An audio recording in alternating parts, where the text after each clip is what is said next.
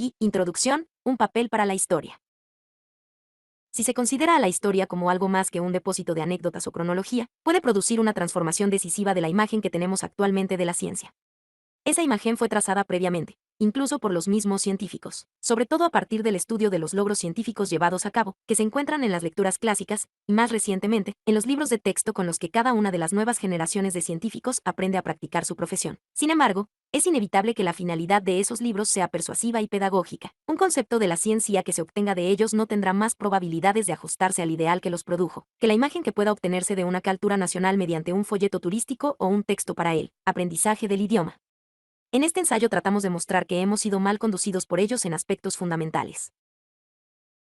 Su finalidad es trazar un bosquejo del concepto, absolutamente diferente de la ciencia que puede surgir de los registros históricos de la actividad de investigación misma. Sin embargo, incluso a partir de la historia, ese nuevo concepto no surgiría si continuáramos buscando y estudiando los datos históricos con el único fin de responder a las preguntas planteadas por el estereotipo no histórico que procede de los libros de texto científicos. Por ejemplo, esos libros de texto dan con frecuencia la sensación de implicar que el contenido de la ciencia está ejemplificado solamente mediante las observaciones, leyes y teorías que se describen en sus páginas. De manera casi igual de regular, los mismos libros se interpretan como si dijeran que los métodos científicos son simplemente los ilustrados por las técnicas de manipulación utilizadas en la reunión de datos para el texto, junto con las operaciones lógicas empleadas para relacionar esos datos con las generalizaciones teóricas del libro de texto en cuestión. El resultado ha sido un concepto de la ciencia con profundas implicaciones sobre su naturaleza y su desarrollo. Si la ciencia es la constelación de hechos, teorías y métodos reunidos en los libros de texto actuales, entonces los científicos son hombres que, obteniendo o no buenos resultados, se han esforzado en contribuir con alguno que otro elemento a esa constelación particular. El desarrollo científico se convierte en el proceso gradual mediante el que esos conceptos han sido añadidos, solos y en combinación, al caudal creciente de la técnica y de los conocimientos científicos. Y la historia de la ciencia se convierte en una disciplina que relata y registra esos incrementos sucesivos y los obstáculos que han inhibido su acumulación.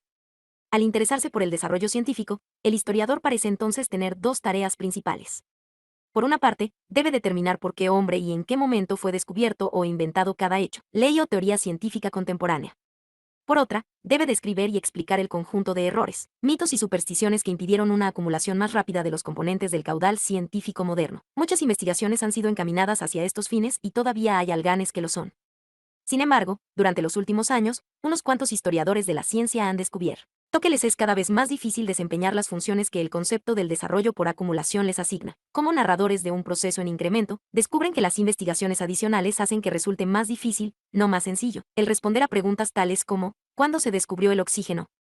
¿Quién concibió primeramente la conservación de la energía? Cada vez más, unos cuantos de ellos comienzan a sospechar que constituye un error el plantear ese tipo de preguntas. Quizá la ciencia no se desarrolla por medio de la acumulación de descubrimientos e inventos individuales.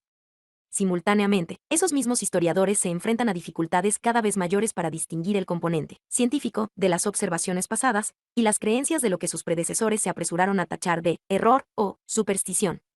Cuanto más cuidadosamente estudian, por ejemplo, la dinámica aristotélica, la química flogística o la termodinámica calórica, tanto más seguros se sienten de que esas antiguas visiones corrientes de la naturaleza, en conjunto, no son ni menos científicos, ni más el producto de la idiosincrasia humana, que las hace actuales. Si esas creencias anticuadas deben denomiñarse mitos, entonces estos se pueden producir por medio de los mismos tipos de métodos y ser respaldados por los mismos tipos de razones que conducen, en la actualidad, al conocimiento científico. Por otra parte, si debemos considerarlos como ciencia, entonces ésta habrá incluido conjuntos de creencias absolutamente incompatibles con las que tenemos en la actualidad. Entre esas posibilidades, el historiador debe escoger la última de ellas. En principio, las teorías anticuadas no dejan de ser científicas por el hecho de que hayan sido descartadas. Sin embargo, dicha opción hace difícil poder considerar el desarrollo científico como un proceso de acumulación. La investigación histórica misma que muestra las dificultades para aislar inventos y descubrimientos individuales, proporciona bases para abrigar dudas profundas sobre el proceso de acumulación, por medio del que se creía que habían surgido esas contribuciones individuales a la ciencia. El resultado de todas estas dudas y dificultades es una revolución historiográfica en el estudio de la ciencia, aunque una revolución que se encuentra todavía en sus primeras etapas. Gradualmente, y a menudo sin darse cuenta cabal de que lo están haciendo así, algunos historiadores de las ciencias han comenzado a plantear nuevos tipos de preguntas y a trazar líneas diferentes de desarrollo para las ciencias que, frecuentemente, nada tienen de acumulativas. En lugar de buscar las contribuciones permanentes de una ciencia más antigua a nuestro caudal de conocimientos, tratan de poner de manifiesto la integridad histórica de esa ciencia en su propia época. Por ejemplo, no se hacen preguntas respecto a la relación de las opiniones de Galileo con las de la ciencia moderna, sino, más bien, sobre la relación existente entre sus opiniones y las de su grupo, o sea, sus maestros, contemporáneos y sucesores inmediatos en las ciencias. Además, insisten en estudiar las opiniones de ese grupo y de otros similares, desde el punto de vista, a menudo muy diferente del de la ciencia moderna, que concede a esas opiniones la máxima coherencia interna y el ajuste más estrecho posible con la naturaleza, vista a través de las obras resultantes, que, quizá, estén mejor representadas en los escritos de Alexandre Coyre. La ciencia no parece en absoluto la misma empresa discutida por los escritores pertenecientes a la antigua tradición historiográfica.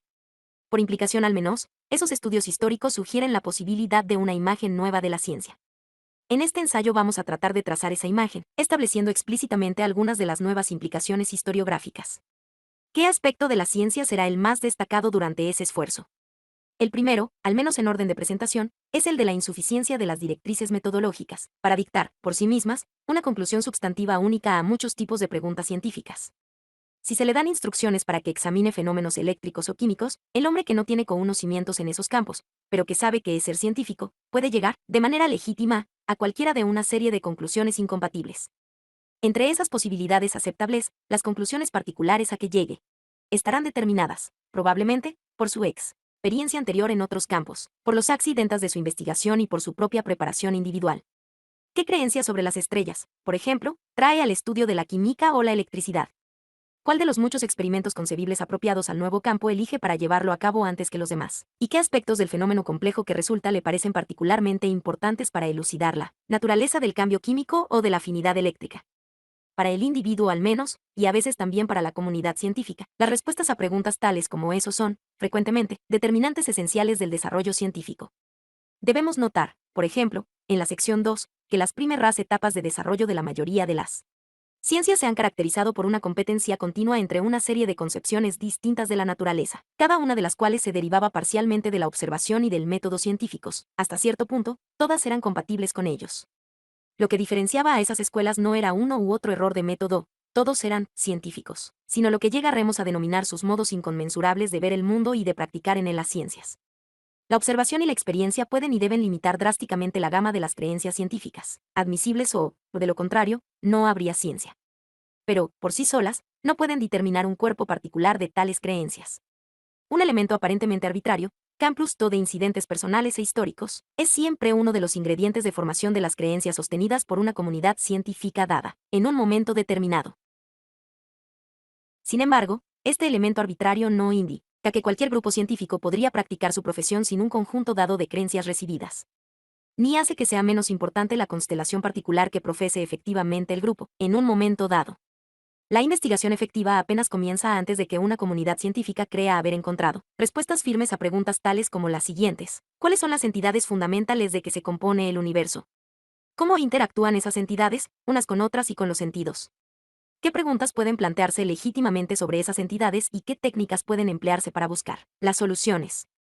Al menos en las ciencias maduras, las respuestas, o sustitutos completos de ellas, a preguntas como esas se encuentran enclavadas firmemente en la iniciación educativa que prepara y da licencia a los estudiantes para la práctica profesional. Debido a que esta educación es tanto rigurosa como rígida, esas respuestas llegan a ejercer una influencia profunda sobre la mentalidad científica. El que puedan hacerlo, justifica en gran parte tanto la eficiencia peculiar de la actividad investigadora normal como la de la dirección que siga esta en cualquier momento dado. Finalmente, cuando examinemos la ciencia normal en las secciones 3, 4 y V, nos gustaría describir esta investigación como una tentativa tenaz y ferviente de obligar a la naturaleza a entrar en los cuadros conceptuales proporcionados por la educación profesional. Al mismo tiempo, podemos preguntarnos si la investigación podría llevarse a cabo sin esos cuadros, sea cual fuere el elemento de arbitrariedad que forme parte de sus orígenes históricos y a veces, de su desarrollo subsiguiente. Sin embargo, ese elemento de arbitrariedad se encuentra presente y tiene también un efecto importante en el desarrollo científico, que examinaremos detalladamente en las secciones B, 7 y 8. La ciencia normal, la actividad en que, inevitablemente, la mayoría de los científicos consumen casi todo su tiempo, se predica suponiendo que la comunidad científica sabe cómo es el mundo. Gran parte del éxito de la empresa se debe a que la comunidad se encuentra dispuesta a defender esa suposición, si es necesario a un costo elevado. Por ejemplo, la ciencia normal suprime frecuentemente innovaciones fundamentales, debido a que resultan necesariamente subversivas para sus compromisos básicos. Sin embargo, en tanto esos compromisos conservan un elemento de arbitrariedad, la naturaleza misma de la investigación normal asegura que la innovación no será suprimida durante mucho tiempo.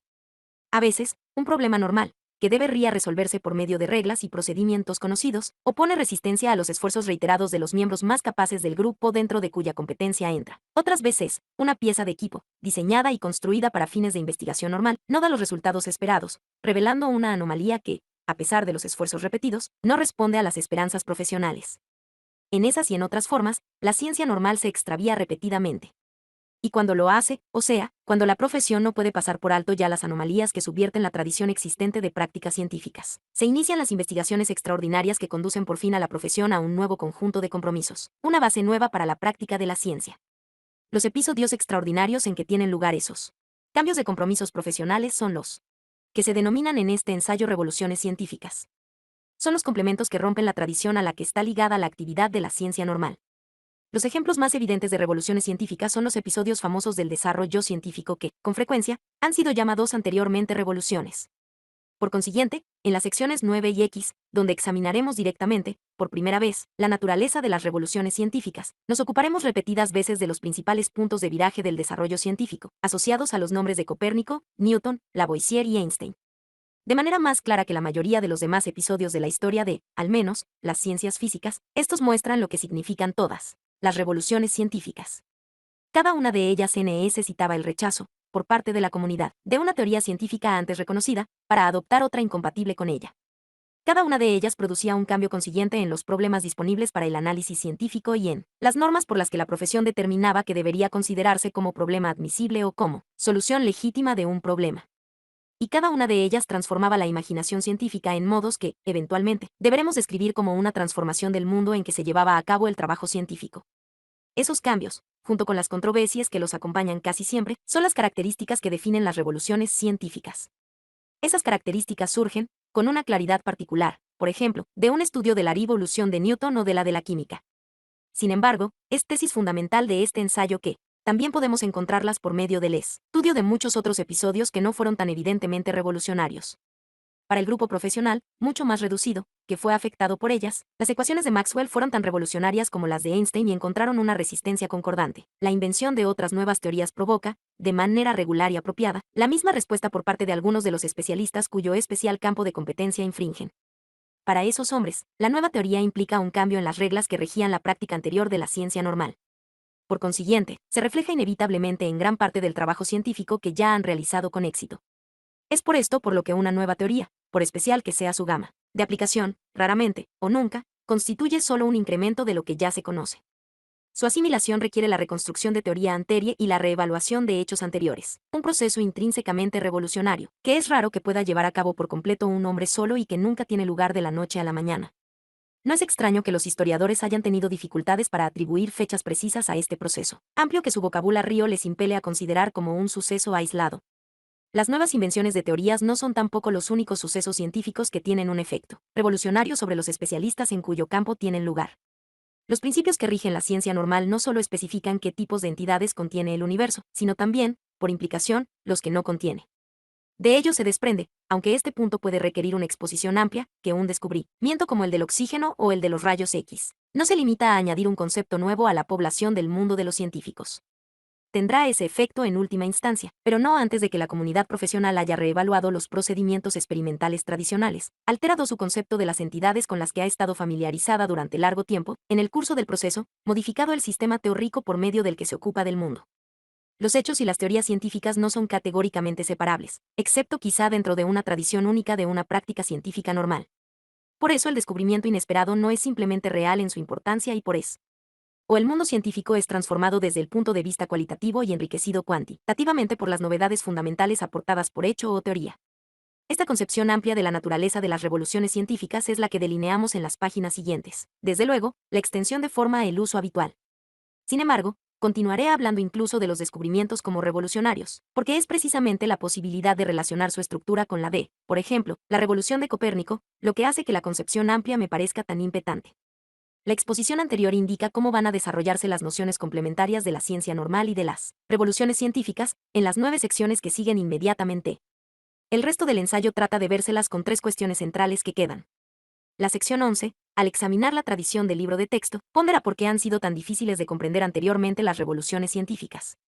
La sección 12 describe la competencia revolucionaria. entre los partidarios de la antigua tradición científica normal y los de la nueva.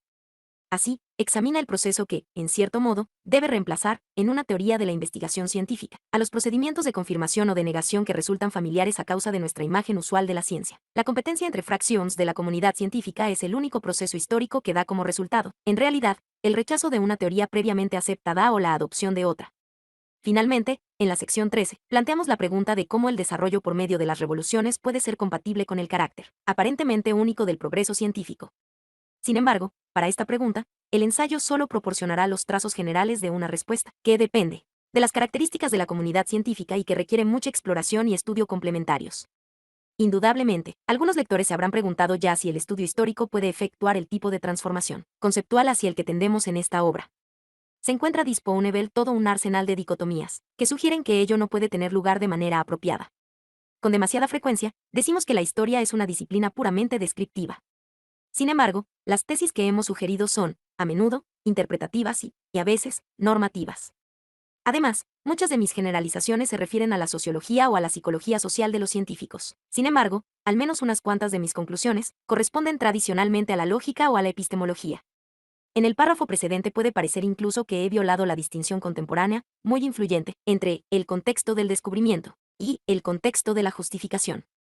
Puede indicar algo, sino una profunda confusión, esta mezcla de campos e intereses diversos. Habiendo estado intelectualmente formado en esas distinciones y otras similares, difícilmente podría resultarme más evidente su importancia y su fuerza. Durante muchos años las consideré casi como la naturaleza del conocimiento y creo todavía que, reformuladas de manera apropiada, tienen algo importante que comunicarnos. Sin embargo, mis tentativas para aplicarlas, incluso grosso modo, a las situaciones reales en que se obtienen, se aceptan y se asimilan los conocimientos, han hecho que parezcan extraordinariamente problemáticas. En lugar de ser distinciones lógicas o metodológicas elementales que, por ello, serían anteriores al análisis del conocimiento científico, parecen ser, actualmente, partes integrantes de un conjunto tradicional de respuestas substantivas a las preguntas mismas sobre las que han sido desplegadas. Esta circularidad no las invalida en absoluto, sino que las convierte en partes de una teoría, y al hacerlo, las sujeta al mismo escrutinio aplicado regularmente a las teorías en otros campos. Para que su contenido sea algo más que pura abstracción, ese contenido deberá descubrirse, observándolas en su aplicación a los datos que se supone que deben elucidar.